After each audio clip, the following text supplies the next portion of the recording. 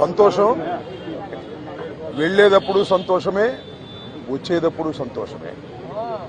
ఎందుకంటే 18 రోజుల పాటు ఆల్ ఆర్ బెయిలబుల్ కేసెస్ 18 రోజుల పాటు సెంట్రల్ ప్రిజన్లో ఉండవలసిన పరిస్థితి ఏర్పడింది. దీనికి కారణం ఈ ప్రభుత్వం, పోలీసులు కుమ్మక్కై చేసినటువంటి సంఘటనలు. నేను చాలా వివరంగా గుంటూరు వెళ్ళిన తర్వాత మళ్ళా మాట్లాడతాను. నేను అందరికీ ఈ సందర్భంగా నా ధన్యవాదాలు తెలియజేస్తున్నాను. నాకు ఎవరైతే సపోర్ట్ చేశారో ఈ సంఘటనలో, ఎవరైతే మద్దతు పలికారో వారందరికీ నా హృదయపూర్వక ధన్యవాదాలు. అలాగే కొంతమంది మద్దతు పలకలేదు, వారికి కూడా నా ధన్యవాదాలు. వారు ఏమన్నారంటే పెద్ద మాట అన్నారు, దానికి కూడా నేను గుంటూరు వెళ్ళిన సమాధానం చెప్తా. అదేమన్నారంటే అసహ్యంగా మాట్లాడితే దాడులు చేయరా అని. అసహ్యంగా మాట్లాడితే దాడులు చేయదలుచుకుంటే ఎంతమంది మీద చేయాలి? అసహ్యంగా మాట్లాడే వాళ్ళ మీద. అది ఒక అంశం. వాళ్ళకు కూడా నేను రేపు నా సమాధానాన్ని తప్పనిసరిగా చెప్తా. 18 రోజులు నన్ను జైల్లో పెడితే నేను భయపడతా అనుకున్నారేమో. భయపడే ప్రశ్న ఈ అంబటి రాంబాబుకు ఉద్భవించదని మనవి చేస్తున్నా. ఎందుకంటే ఈ చంద్రబాబు నాయుడు గారి ప్రభుత్వం వచ్చినప్పుడే జైల్లో ఉండటానికి సిద్ధపడ్డానని కూడా ఈ సందర్భంగా మనవి చేస్తున్నా. నన్ను హింసించాలని, నన్ను జైల్లో పెట్టాలని చంద్రబాబు, లోకేష్ ఎప్పటి నుంచో ప్రయత్నం చేస్తున్నారు. ఎక్కడో దొరికాను, లోపల పెట్టారు. చూద్దాం, టైం విల్ కమ్ అగైన్. పరిస్థితులు మళ్ళా మారతాయి.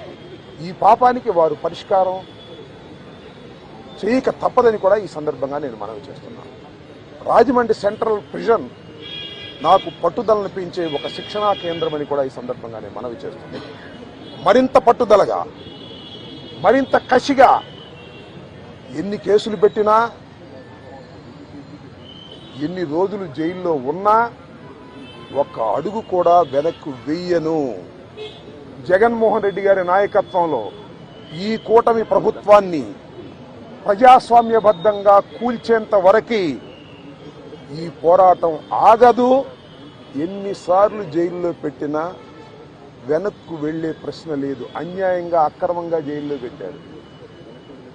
నా ఇల్లు దహనం చేయడానికి ప్రయత్నం చేశారు, నా కార్లు బగలగొట్టారు, నా ఆఫీస్ బగలగొట్టారు, నా పెళ్ళాం బిడ్డల్ని తరిమి కొట్టారు, నన్ను చంపడానికి ప్రయత్నం చేశారు, తీసుకొచ్చి జైల్లో పెట్టారు. ఏమైంది? ఏమైద్దని అడుగుతా ఉన్నా. చంద్రబాబు నాయుడు అడుగుతా ఉన్నా, లోకేష్ని అడుగుతా ఉన్నా. ఏమైద్ది? ఏమీ కాదు. మళ్ళా కాలం తిరిగి వస్తుంది. అన్నిటికీ సమాధానం ఇవాళ చాలామంది మిత్రులు మాట్లాడారు. బయట జరిగిన సంఘటనలు నాకు తెలియదు, చాలా తక్కువ మాత్రమే, పేపర్లో ఉన్నవి మాత్రమే నేను తెలుసుకున్నాను.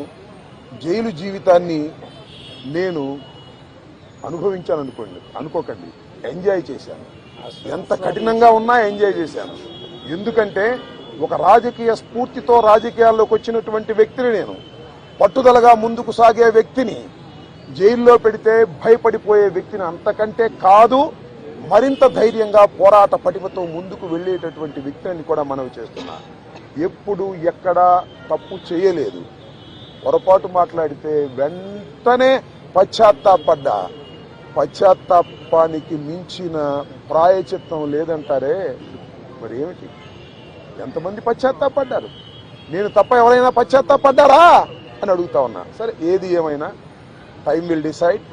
ఒకటి మాత్రం నేను చెప్పదలుచుకున్నాను, నాకు ఈ సందర్భంగా సపోర్ట్ చేసినటువంటి వారందరికీ కూడా పేరు పేరున నా హృదయపూర్వక నమస్కారాలు, ధన్యవాదాలు. నా పార్టీ కానివారు కూడా నన్ను సపోర్ట్ చేశారు. దాడులు చేయటం తప్పన్నారు, దాడులు అన్యాయం అన్నారు. ఒకవేళ తప్పు మాట్లాడితే కేసు పెట్టి లోపల పెట్టాలి కదా, ఇంటి మీద దాడి ఏంటి అన్నారు. దాడి చేసిన వాళ్ళకు బెయిల్ వచ్చింది. దాడి చేయించుకున్న నాకు 18 రోజుల తర్వాత బెయిల్ వచ్చింది. ఏం చేయగలిగారు? ఏం చేస్తారు?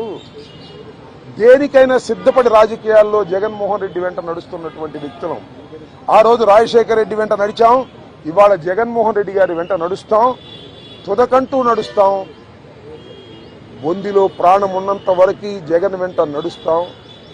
ఏ విషయాన్నైనా, ఎన్ని కుట్రలనైనా, ఎన్ని కుతంత్రాలనైనా ఎదుర్కోవడానికి సిద్ధంగా ఉన్నామని కూడా ఈ సందర్భంగా మనవి చేస్తున్నాను. అందరికీ నా హృదయపూర్వకమైన ధన్యవాదాలు ఈ సందర్భంగా తెలియజేసుకుంటున్నాను. మళ్ళా రేపు వివరంగా గుంటూరులో ప్రతి విషయం గురించి కూడా నేను మాట్లాడతాను. ఇంకొన్ని అడిగితే అడగండి.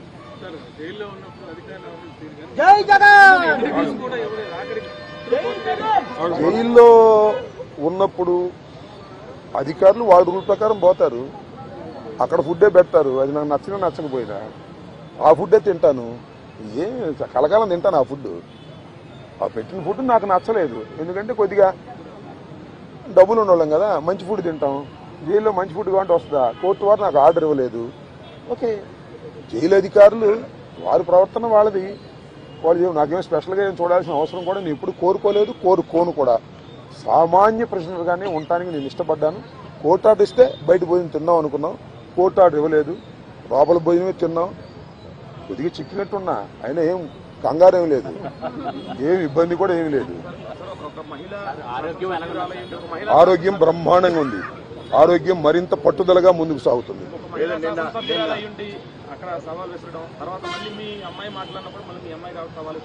సరే, ఇప్పుడు వాళ్ళ గురించి వాళ్ళని ఉపయోగం ఉంది. చంద్రబాబు మానిటర్ చేశాడు, లోకేష్ మానిటర్ చేశాడు దాడిని.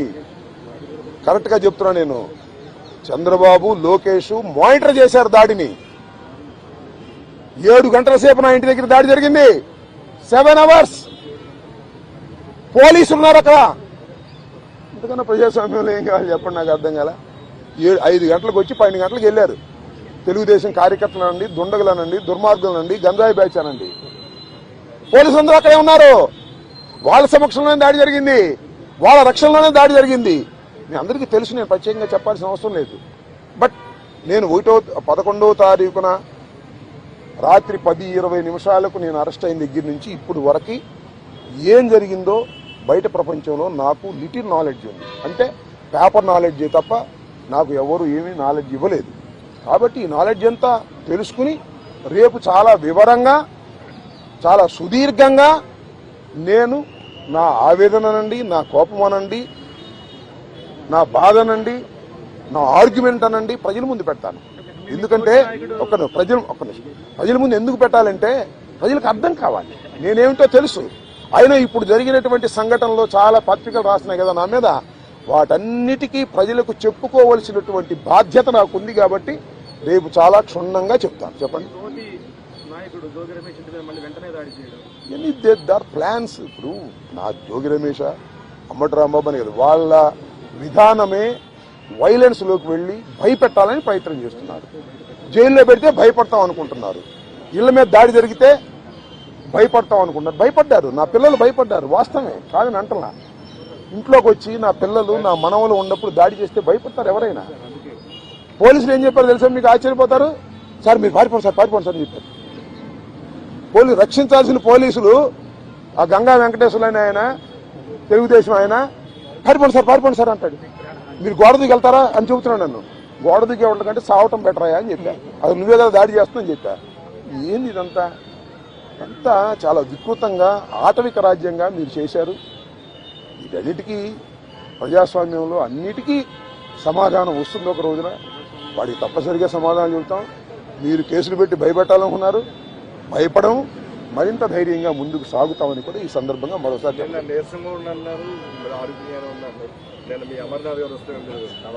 ఆయనకి అట్లా కనపడ్డానేమో. నేను నీరసంగా ఎప్పుడూ లేను, లోపల ఏది ఇబ్బంది పడలేదు. కాబట్టి బాత్రూమ్ దగ్గర జారి కొద్దిగా పడ్డాను. నా అంతా నేను ఎవరి తప్పు లేదు. ఆ బాత్రూమ్లు అన్నీ ఉంటాయి కదా, మనం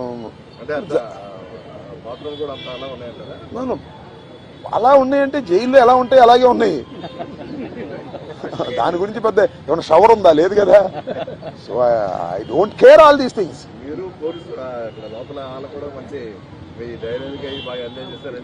ఐ డోంట్ నో దట్. ఇప్పుడు నేనైతే ఒకటి, ధైర్యాన్ని వీడలేదు, వీడను, ప్రాణాలకు తెగించే ఉన్నాము. ఎందుకంటే పోలీసులను అడ్డం పెట్టుకుని మనుషులను చంపే అలవాటు చంద్రబాబుకి, లోకేష్కి ఉంది. కాబట్టి వీఆర్ రెడీ ఫర్ దాట్.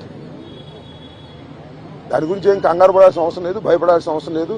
జైల్లో పెడితే భయపడిపోతాం అనుకునే పిచ్చి వాళ్ళు జైల్లో పెడితే మరింత ధైర్యంగా పోరాడతాం అనే విషయాన్ని తెలుసుకోవాలి అనేది నా భావన.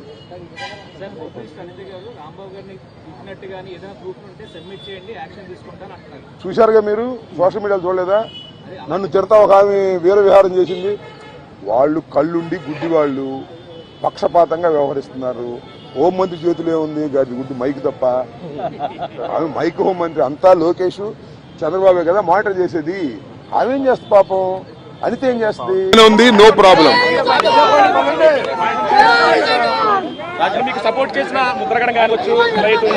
అందరికీ ధన్యవాదాలు.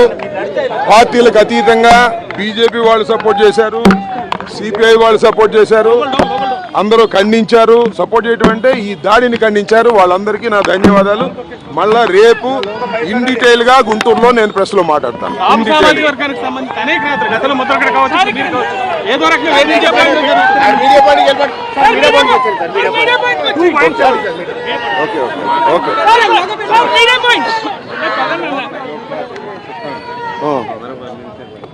కావాలని పంపించారు. వస్తున్నాను.